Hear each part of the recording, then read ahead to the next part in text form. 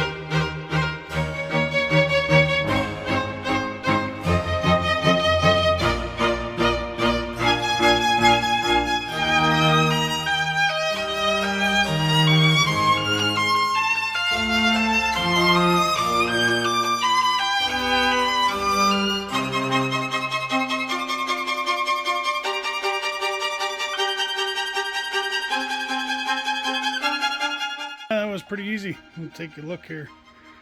I'll show you. All right, well, that was the original base. And because, let me get the trash. So, because the bolt pattern is the same on both ends of this, what used to be the swivel, all the ball bearings are gone out of it. You can see how loose that is. Not sure what started it. It's probably this here. Don't know if that's a nut, or I think it's just blown out right there. Anyway, yeah, no bearings. They're all gone.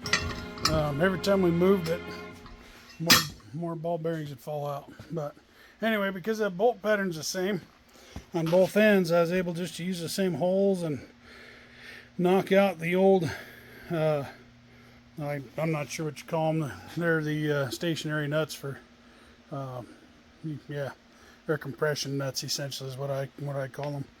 But anyway, and then flip these same bolts around and put them right into the same holes in the chair. So it's going to work pretty good, I think. And there's the bolts don't stick out, so it's not going to scratch the floor up. But there it is. Another one for the books. I'm going to work on the next project. We'll see what it is. But probably just clean the shop. It's a little bit, yeah, it's in need of some cleaning and organization. But Gus says, thanks for watching.